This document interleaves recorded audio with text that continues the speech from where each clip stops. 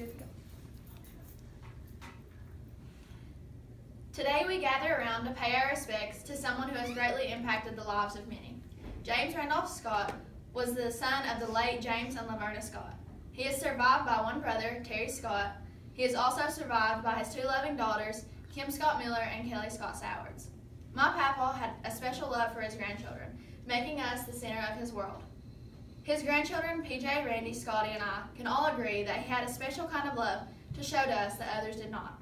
Papa was our #1 fan and always stood behind us in everything that we did. In 2014, he was diagnosed with melanoma. This was a result of Agent Orange in the war in Vietnam. He proudly served our country for many years. Although I wasn't born, I can imagine the fight that he gave because of the strong man that he always was.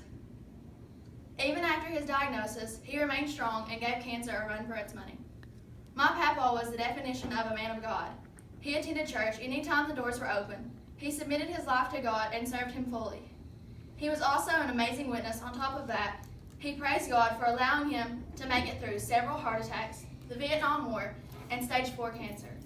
He believed that God had a plan for him, and that wasn't anything that bothered him in the least. My papa had a certain way about him that just drew people to him. I don't think you could find a soul who would say that my papa didn't befriend him. He gave everyone a feeling of being at home when they were with him, and probably even loaned them a couple dollars. You could relate the old saying, he'd give the shirt off his back, but for my papa, it was more like the dollar out of his pocket.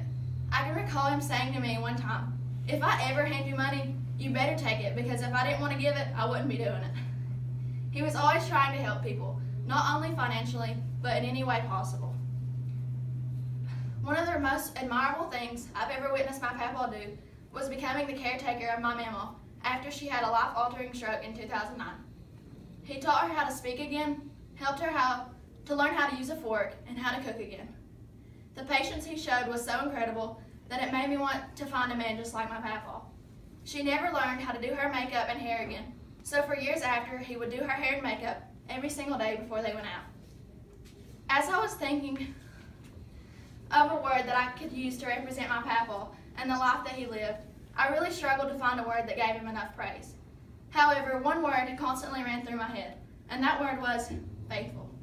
He was faithful to everyone, not just his wife, his children, grandchildren, or God, but anyone that he gave his word to. You couldn't find a soul who would tell you that he had let them down.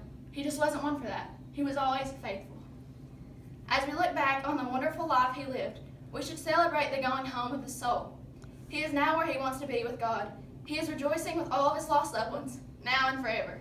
We will never forget the many memories we have of him as we cherish them forever. We love you, our hero.